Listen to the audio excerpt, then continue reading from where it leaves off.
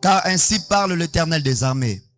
Encore un peu de temps, j'ébranlerai toutes les nations, le trésor de toutes les nations. Je remplirai de gloire cette maison, dit l'Éternel des armées.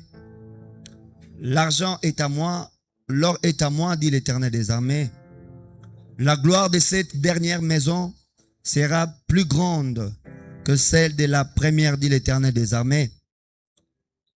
Et c'est dans ces lieux que je donnerai la paix, dit l'Éternel des armées. Dis avec moi, dit l'Éternel des armées. Dit l'Éternel des armées. Notre sous-thème de ce matin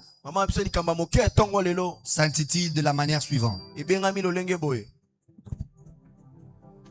La gloire du second temple est plus grande, sera plus grande que celle du premier. C'est ça qu'on va intituler notre sous-thème de ce matin.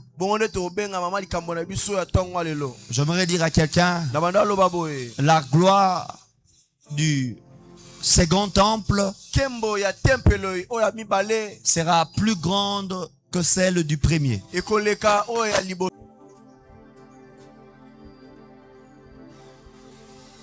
En lisant ces textes, il y a beaucoup de mots-clés dans le 9e verset que j'aimerais que nous puissions retenir. Et ce sont des mots hébreux importants qui vont nous permettre d'avoir l'éclairage ou la lumière sur ces sous-thèmes. Il y a par exemple le terme kavod, que normalement dans la translittération on pense des kavod. Mais de manière un peu plus précise, on parle de cowboard. Ce terme a beaucoup de portée, mais je préfère parler de deux portées seulement. Kavod qui parle de la gloire ou de la présence de Dieu. Ça veut dire dans le 9e verset, lorsqu'on parle de la gloire de cette dernière maison sera plus grande que celle du premier. On veut aussi en d'autres termes dire que la présence de Dieu de cette dernière maison sera plus grande que celle du premier. En d'autres termes, lorsqu'on commence à parler de la gloire qui sera plus grande que l'autre, ça veut dire que la gloire, elle est aussi mesurable. Ça veut dire que la gloire a des dimensions. Il y a gloire et gloire. Le texte du 9e verset ne refuse pas le fait que le premier temple avait la gloire. Mais le texte essaie de nous dire que le premier temple avait la gloire, mais le second temple aura une gloire plus grande que celle du premier. Et avec moi, la gloire a une mesure. La gloire a une mesure. La gloire a des dimensions. En d'autres termes encore, je voudrais dire, la présence de Dieu a des mesures. Dieu est Dieu, mais dans sa manifestation, il ne se manifeste pas toujours dans la même dimension. Parce que le mot qu'aborde ici ne parle pas seulement de la gloire, mais parle de la présence de Dieu. Dans notre mot clé à savoir, à retenir, il y a à Korana ou à Sharona, selon certaines prononciations, qui parle des dernières ou finales. C'est pourquoi dans la dernière version, lorsqu'on dit que la gloire de cette dernière maison, on veut dire en d'autres termes, la gloire de la maison finale. Donc ça veut dire que derrière cet second temple, il n'y aura plus d'autres temples. Donne-moi la main très bien. Donne-moi la main très bien. Donc, on parle pas seulement ici de la gloire de la dernière maison, non. Mais on parle de la maison finale. C'est une insistance pour montrer qu'il n'y aura pas encore une autre gloire plus grande, il n'y aura pas une autre maison à part cette maison-là. Quelqu'un me donne la main très bien. Donc on peut rectifier, on peut pas rectifier, mais on peut le dire autrement en disant que la gloire de la maison finale, tu peux répéter après moi, la présence de Dieu, on y va, de la maison finale sera plus grande que celle de la première maison.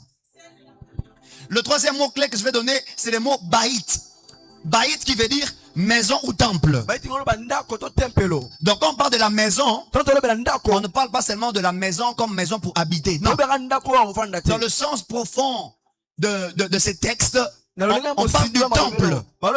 La maison dont on parle, c'est pas la maison où les gens dorment, ils mangent. Non, c'est une maison comme temple. C'est en fait ça le véritable sens du mot maison dans ces textes. Un autre mot clé à retenir encore qui va nous aider à comprendre notre développement. Il y a ce qu'on appelle gadol. Gadol qui veut dire plus grand ou supérieur. Demande la main très bien. Demande la main très bien.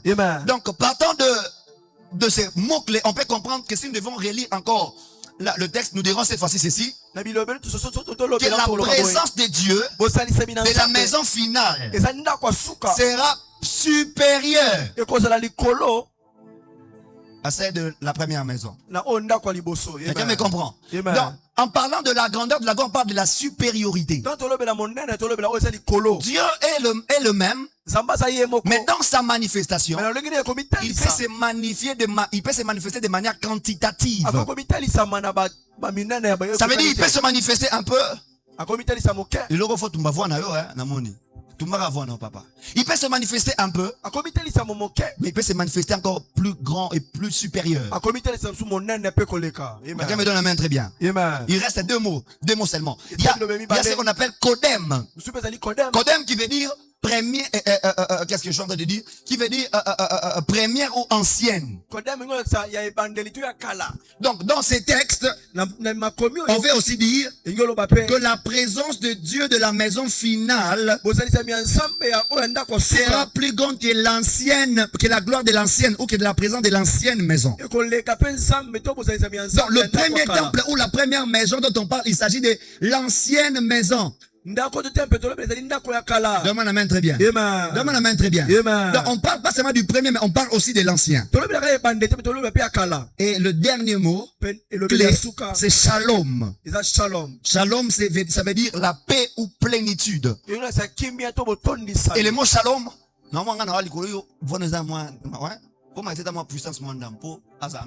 Shalom a beaucoup d'implications dans le contexte juif que je vais toucher bientôt, très bientôt là. Mais là, je peux vous dire que Shalom parle de la paix ou de la plénitude. Ok, maintenant on va reformuler le 9e verset ensemble. On est prêt? Amen. On est prêt? Amen. On est prêt? Amen. Vous allez répéter après moi. La présence de Dieu de la maison finale sera supérieure à celle de l'ancienne maison. Dit l'Éternel des armées. Et c'est dans ces lieux.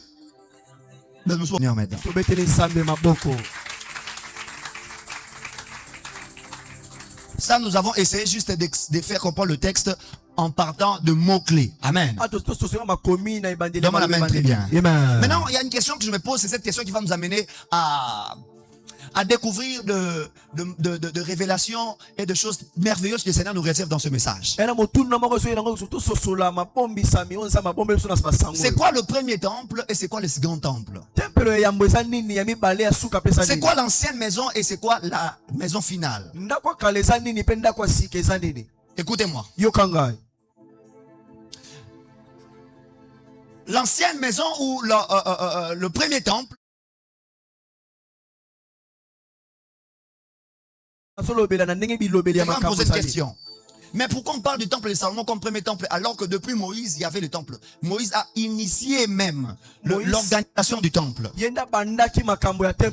Ouais, dans la Bible, dans la théologie, on ne cite pas le temple ou le tabernacle avec Moïse comme premier temple, simplement parce que c'était pas un temple permanent. Deuxièmement, c'est par rapport au modèle de sa construction. C'était en bois et puis on pouvait les déplacer. On pouvait monter et déplacer cela. Ce n'était pas permanent. Mais avec Salomon, on a reçu au moins un temple qui était construit par de pierre et qui était permanent. Je tiens à vous rappeler que Moïse n'était pas encore stable dans un endroit avec le peuple, mais il marchait pour aller vers un endroit. Donc il n'y avait pas lieu qu'il y ait un temple qui va être permanent, rester là stable pour que les gens construisent de manière permanente le Seigneur. Avec moi. Mais c'est avec Salomon, mais normalement avec David, parce que c'est David qui a reçu la vision de la construction du premier temple. David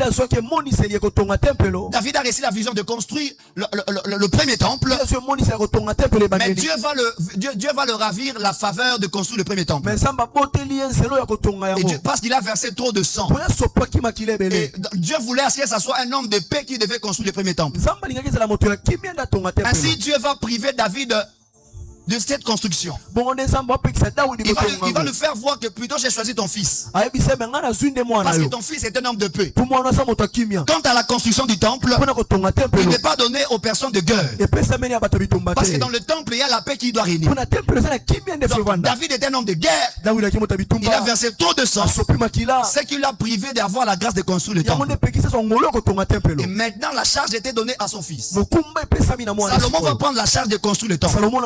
Regarde avec moi. Regarde avec moi.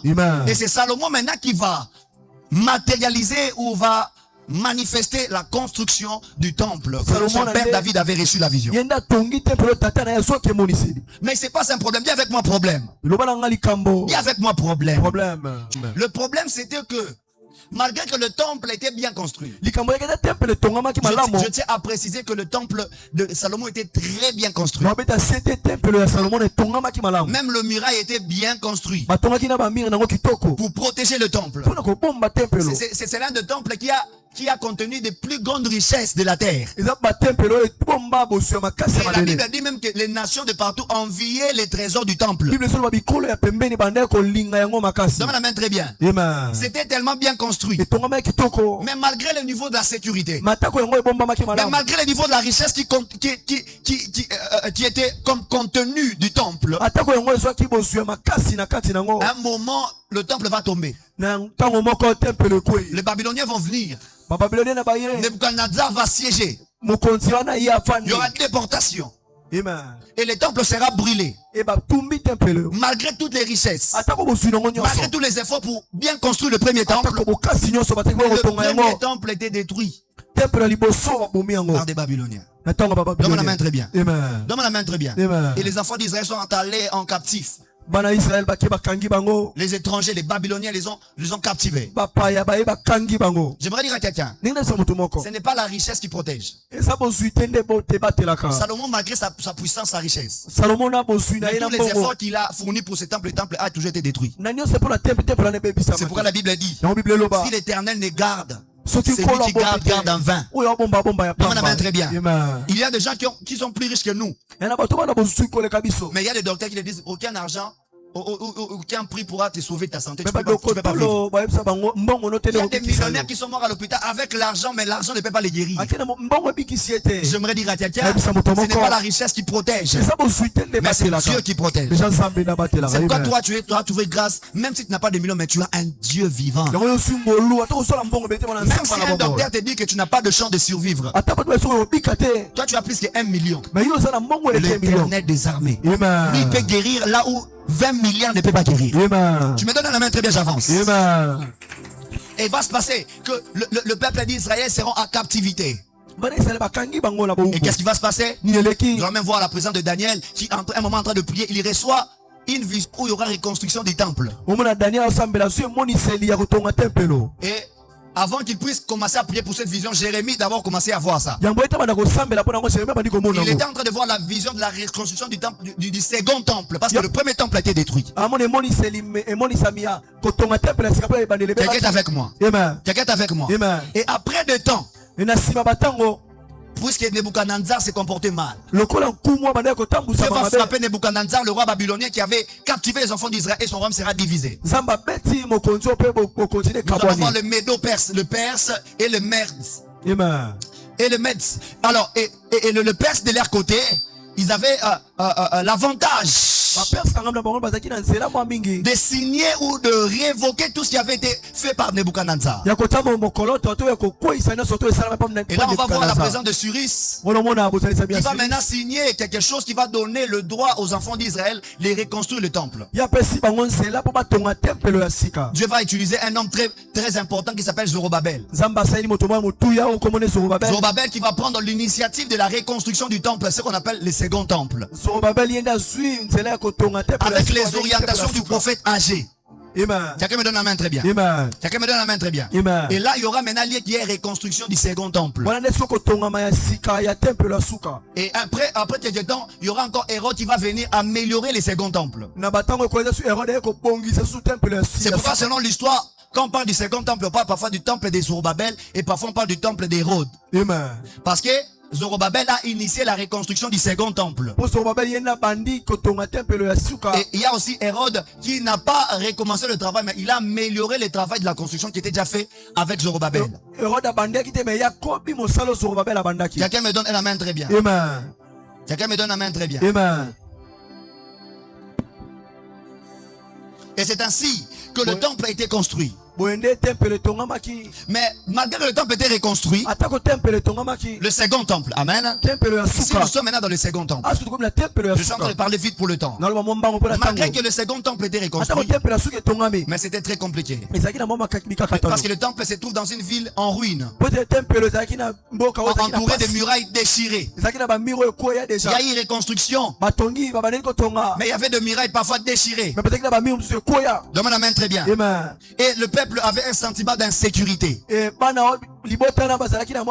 même plusieurs anciens d'ailleurs n'étaient pas très convaincus de la qualité de la construction du second temple. Parce qu'il y avait des défauts dans beaucoup de détails. Et le peuple avait ils avaient comme un sentiment d'insécurité. Ils voyaient déjà que le temple était mal construit, le muraille était déchiré. Ils avaient que l'impression qu'il y aura encore des gens qui viendront encore entrer, vont détruire les temples. Il y avait cette insécurité.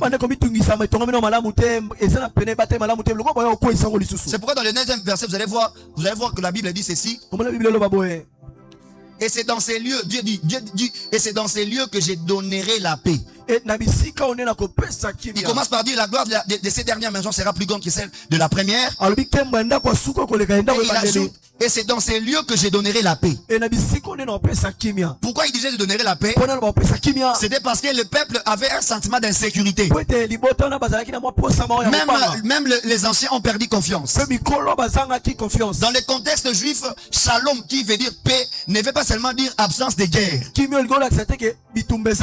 Le mot shalom implique plusieurs réalités. Mais moi je vais citer seulement 4. Premièrement, je vais parler de la réconciliation. Quand on parle de la paix comme shalom, shalom implique la réconciliation. Shalom implique la plénitude. Shalom implique l'intégralité. Donc quand on parle de shalom ou de paix, on parle de quelque chose qui touche l'intégralité. Il ne touche pas quelque chose à moitié, mais l'intégralité. Quand on parle de shalom, shalom implique aussi la sécurité. Parce que dans le texte originaire, Dieu disait que dans ces lieux, je mettrai ma sécurité pour rassurer le peuple qui voyait des murailles déchirées, les anciens qui voyaient la médiocrité de la construction du second temple. Quelqu'un acclame très fort le Seigneur.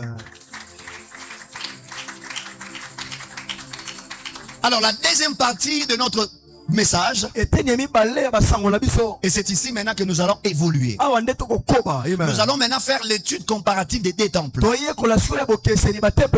Quelqu'un est avec moi?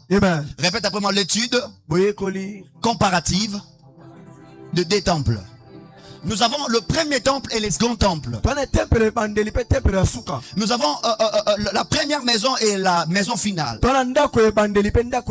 Voici maintenant la comparaison entre ces deux temples. Parce que la Bible est en train de déclarer que la gloire de cette dernière maison sera plus grande que celle du premier. Et maintenant, en faisant cette comparaison, on va comprendre en quoi La gloire du second maison est plus grande que celle du premier. Pour faire la comparaison de deux temples, il faudrait d'abord comprendre les caractéristiques du premier temple. Parce que c'est en fonction du caractéristique du premier temple que nous ferons comparaison avec le second temple. Quelqu'un acclame très fort le Seigneur. Amen. Voici les caractéristiques qui vont nous permettre de comparer les deux temples. Le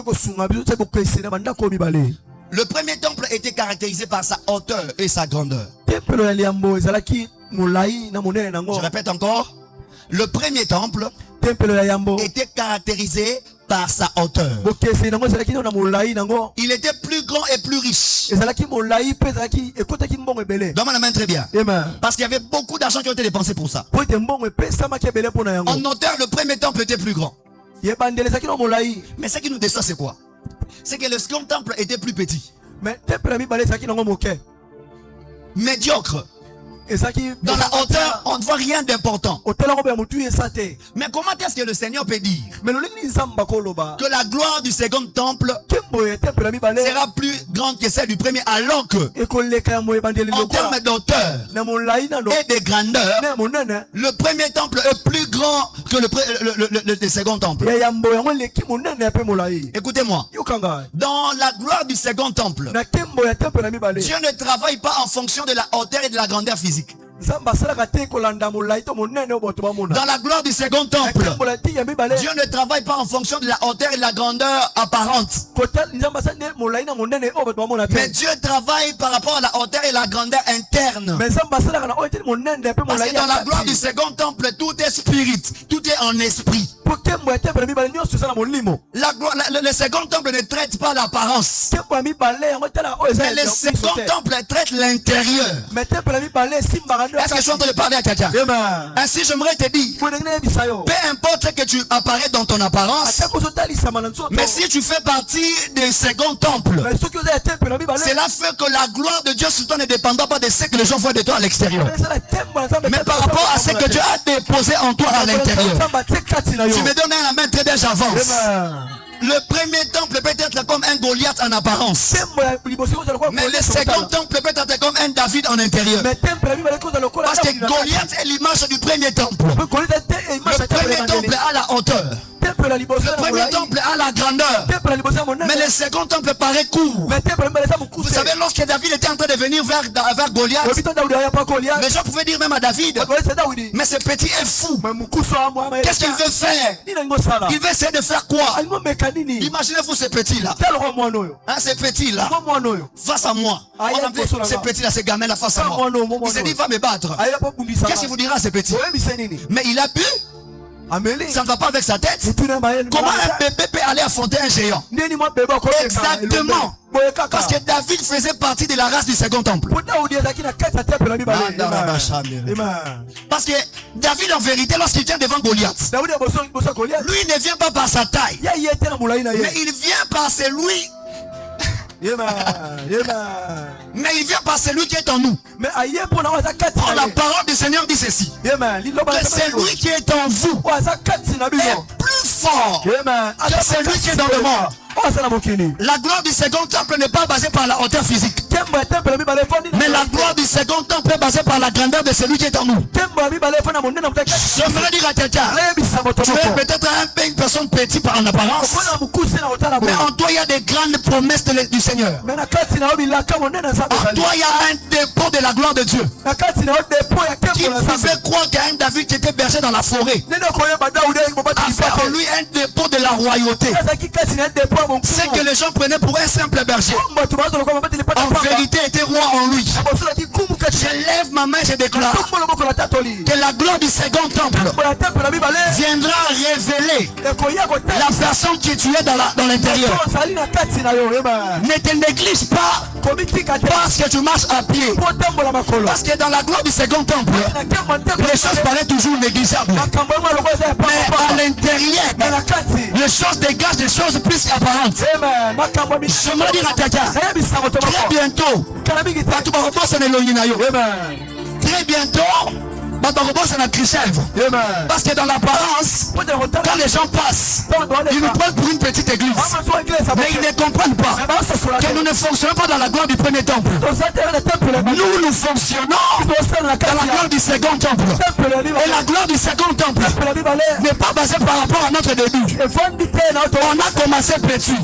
Mais à l'intérieur de nous, il y a des extensions de 30 000 membres, de 100 000 membres, de 1 million de membres.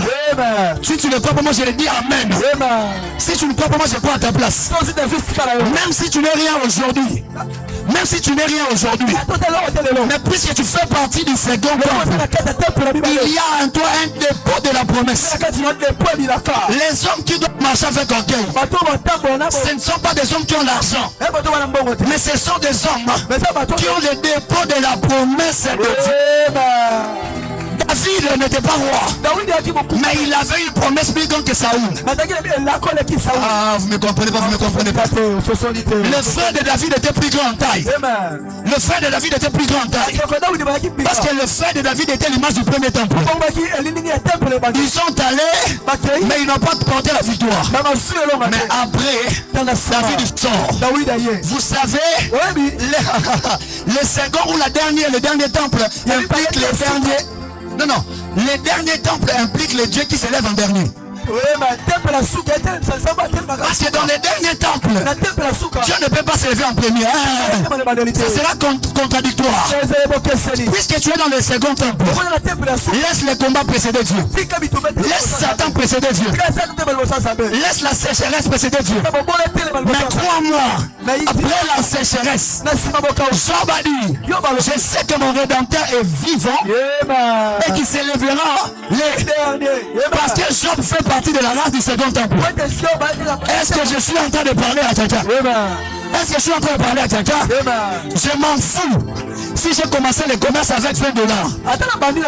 Mais puisque je fais partie du second temple, je sais qu'en dernier lieu, Dieu créera des postes où je serai un homme d'affaires de capital de 1 milliard. 1 milliard, 1 milliard, 1 milliard.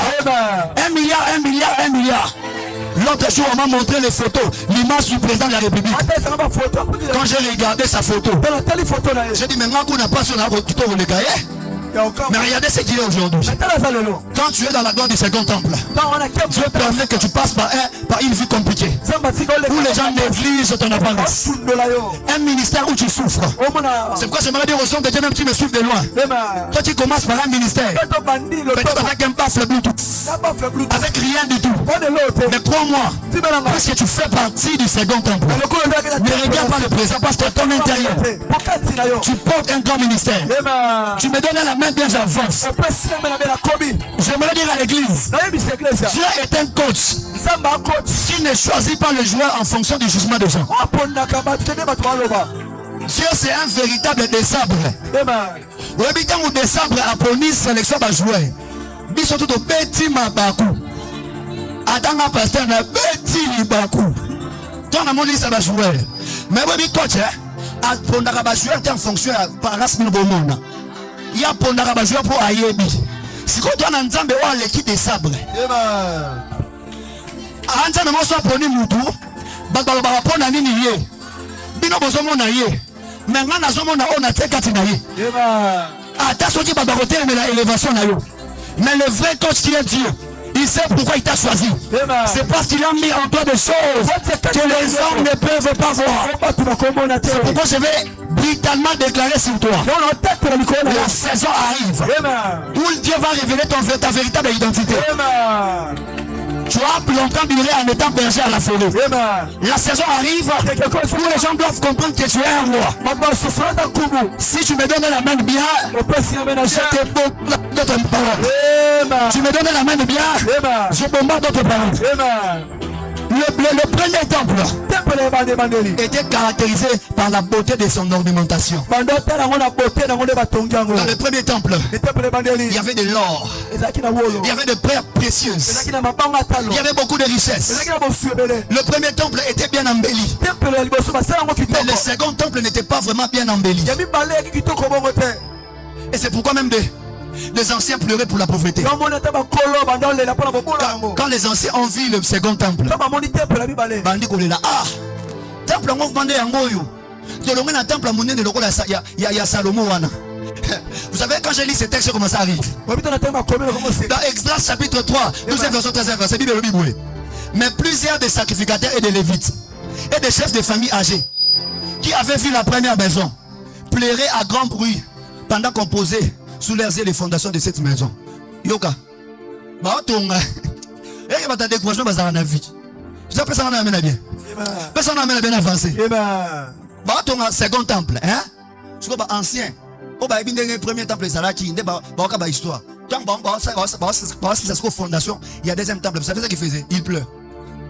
Imaginez ce qu'on Zorobabel qu'est-ce qu'il pouvait sentir. Il est en train d'acheminer un travail du second temple, mais les gens pleurent. Ah ça mon santé peut même là. Je vais donner, non, sa maman Moroboué. Au temps d'accord bien, d'accord mon nene. Aux arabes bon erwana. Au fout appeler loyer cher. Mais au côté auquel soit nanda comment bon dima écouter aux anda kwana. Boena bana boole là ah, tu vois nanda bon, tu vois nanda boé vraiment. Et ça par réalité second temple. Autant na route na via bona comme na boé vraiment ça par réalité second temple. Quand ils voyaient comment on posait la fondation du second temple, ils pleuraient. Ce qui m'a encore fait rire, c'est quoi? Dans le 13e verset d'Esdras, la Bible dit ceci. Beaucoup d'autres faisaient éclater leur joie par des cris. De sorte qu'on ne pouvait plus distinguer des bruits de cris de joie et des bruits de cris de plaie. Quand le peuple poussait des grands cris dont le son ne s'attendait pas bien. Il termine le dernier travail du second temple. Et pendant qu'il termine ça, quand les gens voient venir, les gens qui construisent entendaient de loin des cris de joie. D'autres étaient dans la joie de voir qu'il y avait quand même un second temple. D'autres pleuraient pour dire mais quelle pauvreté. Maintenant, on ne pouvait plus distinguer qui sont des gens qui pleurent et qui sont des gens qui crient des joie. Parce qu'il y avait tellement de bruit. Je vais te dire ceci. Quand tu expérimentes la gloire du second temple, tu verras des choses qui ne vont pas toujours impressionner les gens. Il y aura des gens qui vont te décourager. Ouais. Il y aura des gens qui ne vont pas comprendre ta vision. Il y aura des gens qui ne vont pas te booster. Ce sont les titres des anciens qui plairent. Vous savez, je me rappelle encore. Quand on était avec des pasteurs, des prophètes Noël, on est allé à des bonhommes. Tu m'as dit qu'il faut composer ma fondation second temple. Donne-moi la main très bien. Tu t'es tabaton la salité. Oui, mais toi, Luana, maman n'a pas courage de t'inda abisso to bana balou rabo. Personne n'en a bien. Amen. Un peu de mousse pas mon ango. Un bisou pas mon ango te pour mon diga to ça. Puis place de tité. Kala. Ya moi je crois que Nzamba a mis bisou ta mu qui o. A mis bisou na makama minene. Amen. Tabaton la salité. Moi on doit poser fondation. C'est-à-dire fondation de quoi avec quoi ça va konzima banzima ba ko ça na konzima biso mo non. Biso mo to buna na konzima. Tant to ça makamboa. To ça mamto ba est-ce que moi to ba mamto ça? Bien aimé. Dans le second temple, Dieu fait toujours passer les gens dans des heures de période. Où tu es désespéré. Tu essaies de faire des choses, ça ne marche pas. Les gens parfois te disent, hey, Tika no kaka. Il y a des gens qui te diront comme ça. Tika no kaka, on dirait Marambo et Simbanangote. Mais on était toujours focus à ce qu'on était en train de faire. On appelle. C'est quoi je veux dire à quelqu'un? Tu veux vivre la gloire du second temple. C'est plus grand que le premier temple. Mais sache que dans le premier temple, c'est grand. Mais second temple, c'est petit, ça décourage. Ça peut nous décourager, on vient d'un temple plus grand, plus espacé. Regardez là où on est allé se retrouver. Si on regardait là où on vient, on n'allait pas avancer. Quand tu veux évoluer dans la gloire du second temple, ne regarde jamais en arrière. Ne regarde pas le passé. Reste focus dans l'avenir. Le passé ne t'apporteront rien, ne t'apporteront que des blessures, des douleurs dans l'estomac. Je vais dire à quelqu'un aujourd'hui, oublie le passé. Parce que la gloire du second temple te fera oublier toutes les blessures que tu traverses. Reste focus dans l'avenir et travaille sur ça. Est-ce que je parle des combattants de Christ? Le second temple était pauvre de l'or et des trésors. Alors que normalement le temple est caractérisé par des trésors que des nations cherchent. C'est pourquoi dans le 7e verset la Bible dit ceci. J'ébranlerai toutes les nations. Les trésors de toutes les nations viendront. Parce que dans le temple de Salomon, toutes les nations enviaient les temples à cause de ses richesses et ses trésors. Parce que le temple est caractérisé par les trésors que les nations envient. Mais vous savez ceci, en faisant l'étude de ces textes en hébreu, j'ai fait l'effort d'être face au texte en hébreu. Et voilà ce que j'ai découvert. Voilà ce que j'ai découvert. J'ai découvert qu'en hébreu, on ne parlait pas simplement de trésors des nations. Mais on allait encore plus loin. Dans les textes en hébreu, on dit ceci. On parle plutôt de... Je vais vous donner un élément. On parle plutôt du désir de toutes les nations. Non, on parle de l'objet du désir de toutes les nations.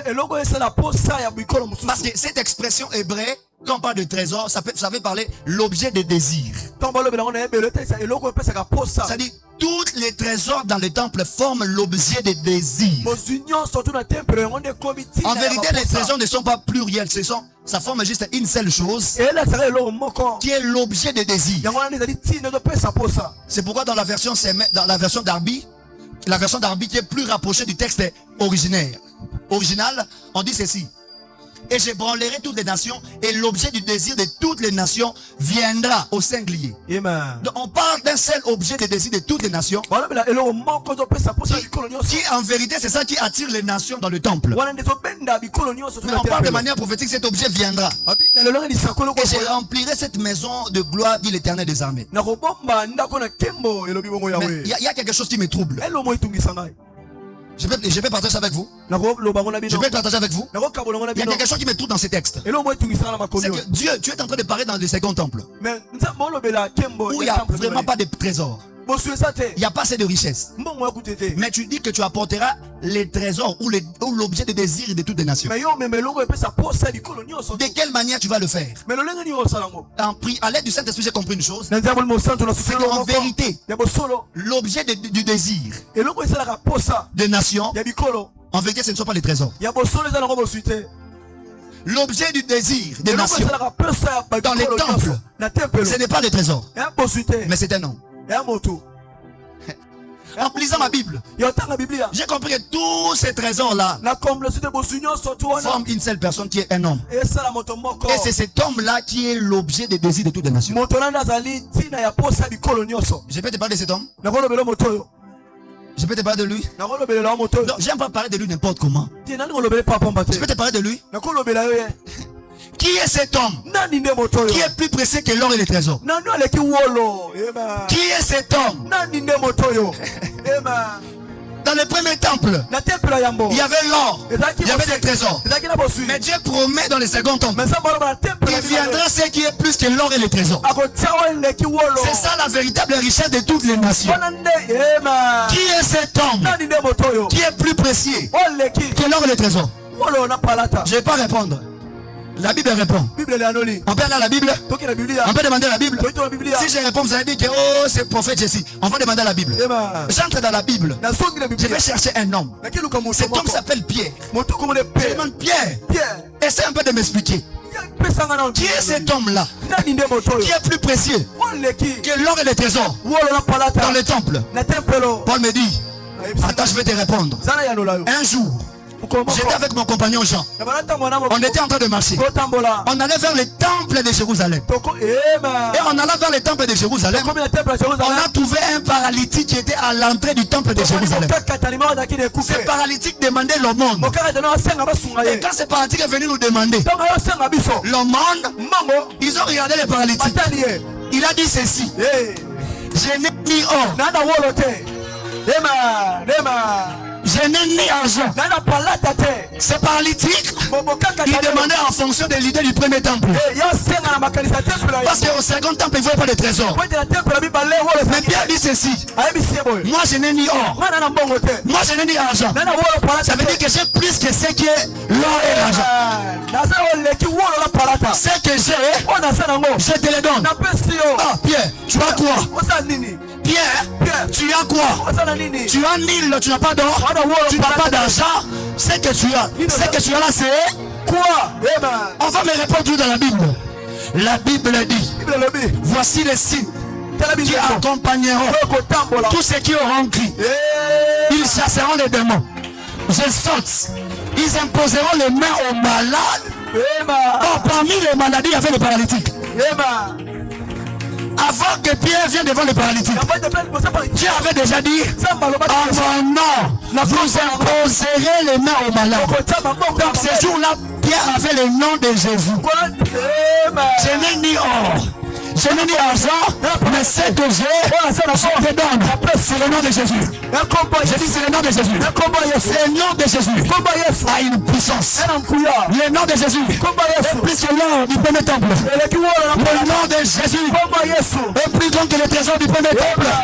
Je me dis, devant le nom de Jésus, tout genou fléchit. Mais attention, le nom de Jésus ne fait pas seulement fléchir les genoux, mais le nom de Jésus fait lever les genoux fléchis. Parce que le paralytique, lui, il avait le genou fléchi. Là-bas, le nom de Jésus ne devait pas plus fléchir les genoux, mais ça devait prendre les genoux fléchis et être levé. Je t'annonce un Jésus qui ne fait pas seulement fléchir les genoux, mais qui fait les genoux fléchis. Je parle pour une personne. Tu as été humilié. Tu as fléchi tes genoux. Tu as perdu de la valeur.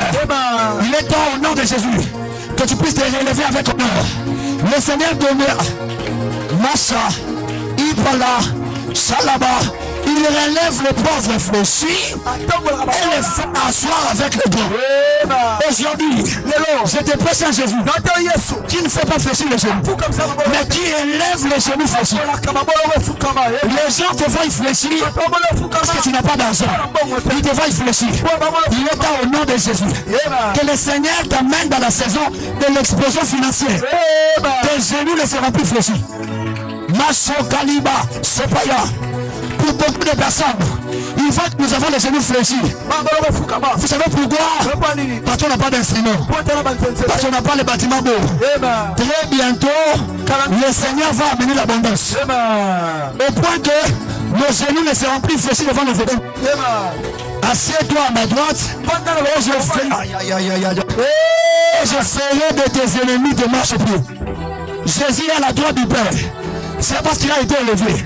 Mais il fera de toi aussi à sa droite pour que de la même manière que lui il a élevé auprès du Père, que toi aussi tu sois élevé auprès de Jésus. L'évangile de Jésus, ce n'est pas l'évangile de pauvreté. L'évangile de Jésus, ce n'est pas l'évangile qui fléchit les gens les genoux.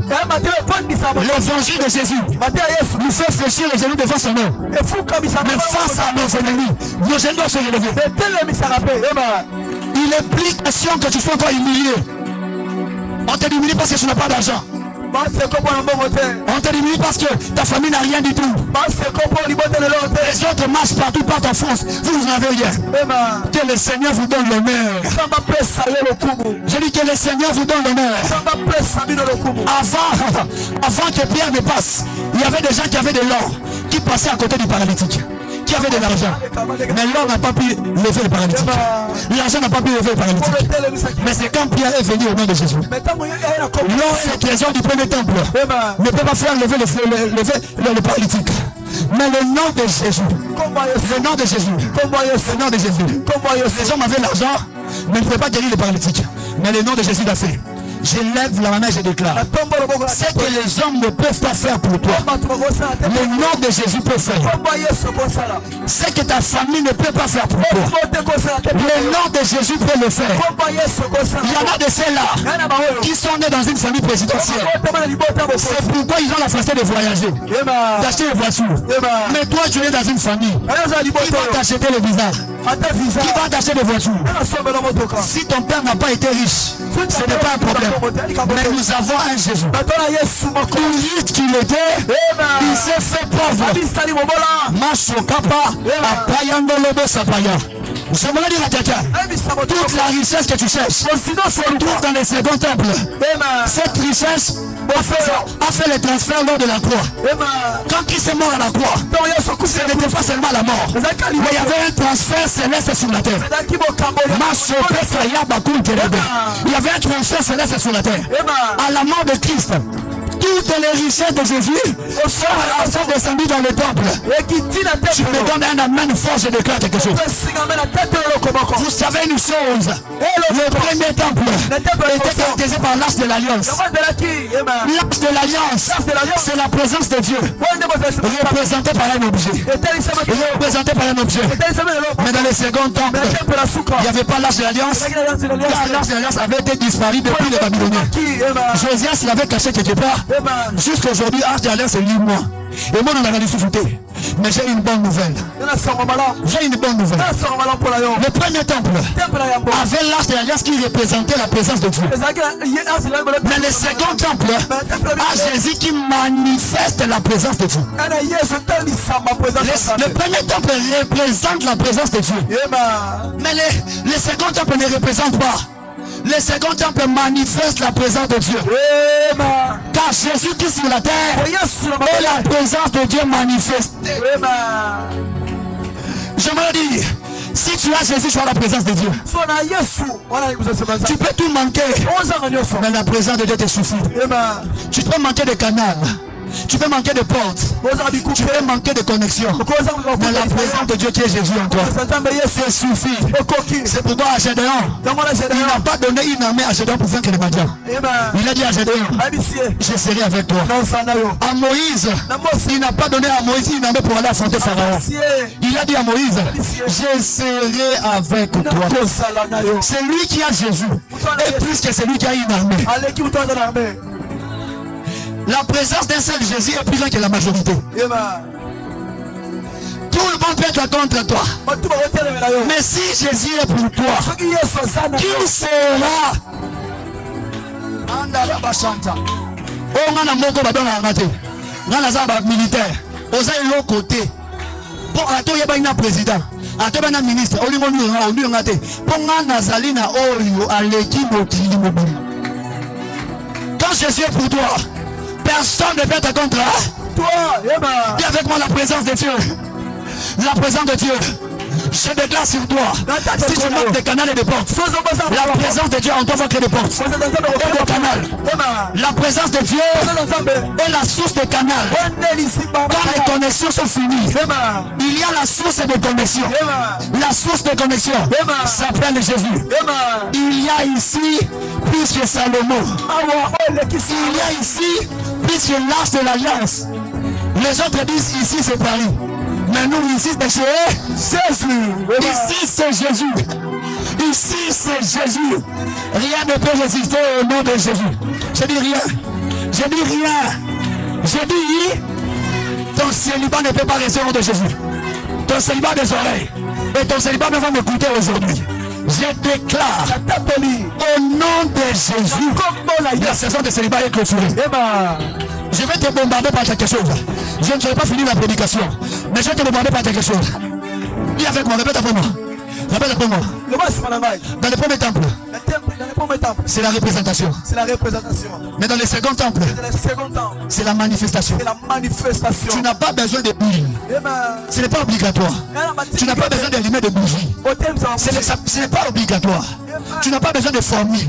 Ce n'est pas obligatoire. Utiliser l'eau n'est pas obligatoire. Dans le second temple, il n'y a plus de représentation. Tout est manifesté en Jésus-Christ. Parce que dans le second temple, Jésus-Christ devient toutes les représentations. Tu ne me comprends pas? Ça veut dire, tu as besoin du billet, non? Le billet, c'est la représentation de ce qui te fait voyager. Mais Jésus est la manifestation de ce qui peut te faire voyager. Il y en a des gens qui cherchent des visas, mais il y a d'autres qui cherchent Jésus qui crée des visas. Est-ce que vous comprenez ça? Est-ce que vous comprenez ça? Rien ne peut résister à un homme qui a Jésus. Ton problème c'est que tu dois croire d'abord à la puissance du nom de Jésus. Est-ce que tu crois que par la puissance du nom de Jésus, la semaine prochaine tu peux voir un témoignage? Je dis pas mon nom. Est-ce que vous croyez en Jésus? Est-ce que vous croyez en Jésus? Je ne parle pas de mon nom. Quand Jésus guérissait les malades, il disait va, ta foi, ta foi t'a sauvé. Il y a une dimension où ce n'est pas Jésus qui te sauve, mais c'est la foi en Jésus qui. Il y a une dimension où ce n'est pas Jésus qui te sauve, mais c'est la foi en Jésus qui te sauve. Est-ce qu'il y a quelqu'un qui a la foi en Jésus? Est-ce qu'il y a quelqu'un qui a la foi en Jésus? C'est là avec accélération.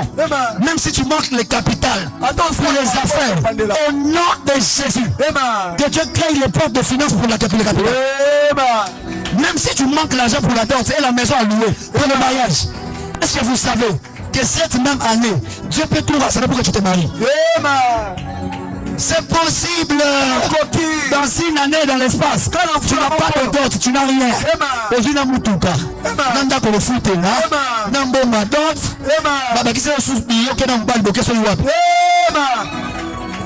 Je déclare au nom de Jésus, de la puissance du nom de Jésus, va même toucher les inconnus qui viendront pour te bénir. Tu me donnes la main bien, je déclare la dernière déclaration. Tu me donnes la main bien, je libère la dernière déclaration. Répète après moi. Dans le premier temple, c'est la représentation. Mais dans le second temple, c'est la manifestation. Dans le second temple, on n'a plus besoin de construire les temples en pierre. Parce que tout ce qui est construit peut être détruit. Salomon a construit, ça a été détruit. Zorobabel a construit le second temple. Je suis désolé de vous informer qu'après la mort de Jésus, je pense que maintenant 40 ans après, je ne sais plus, le temple, le second temple a été détruit encore. Ça a été détruit. Titus, le général romain, était venu encore détruire les temples de Zorobabel. Actuellement, ils n'en ont plus de temple. Le second temple a été détruit. Vous savez quoi? Tout n'a pas aussi tout n'a pas aussi. Quoi, papa? En vérité, lorsque Dieu parlait de la gloire du second temple, il ne parlait pas du second temple construit par Zorobabel. Là, c'était l'ombre dans l'ancienne alliance.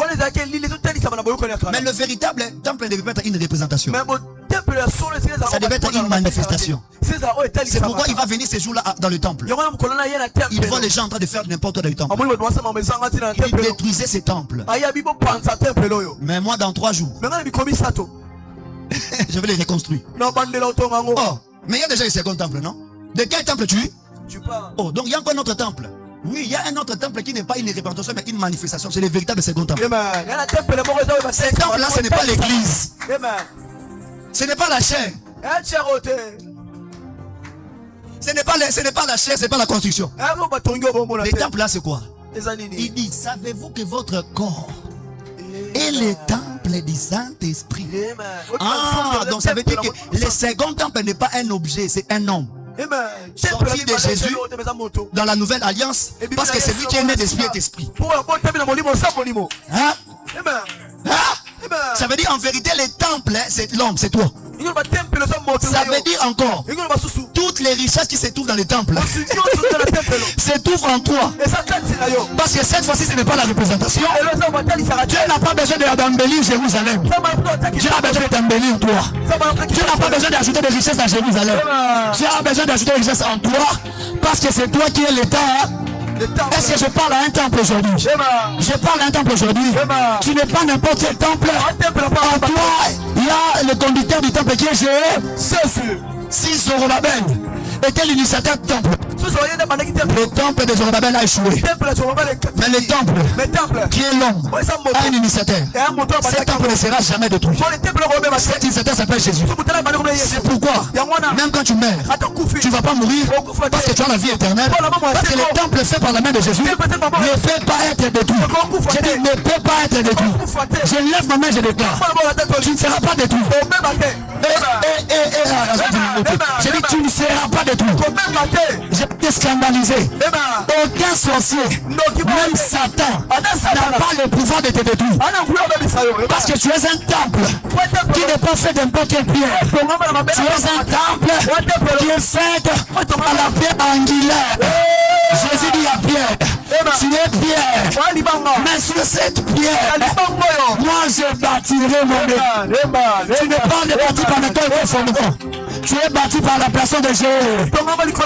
Si Jésus n'a pas échoué, je ne peux pas échouer. Je dis si Jésus n'a pas échoué, je ne échouerai pas. Je lève ma main, je déclare. Que le Seigneur te lève, vite. Et là, besoin de comprendre. Et même quand Jésus était élevé, je déclare et je libère sur toi. Sois élevé, sois élevé, sois élevé, sois élevé, sois élevé, parce que tu es le temple. Tu es plus que le temple de Salomon. Tu es plus précieux aux yeux de Jésus. C'est pourquoi il dit, fais de l'Éternel ton délice, il te donnera ce que ton cœur désire. David ajoute ceci, j'ai été jeune, j'ai vieilli, je n'ai point vu un juste abandonné. Dieu n'abandonne jamais son temple. Dieu n'abandonne jamais son temple. Je lève ma main et je déclare, c'est la saison d'ascension. C'est la saison de l'élévation. Je lève ma main, je déclare sur l'église, la saison arrive. On va toucher la politique. De son côté à la ministère. Et je déclare, Christophe, on aura tout.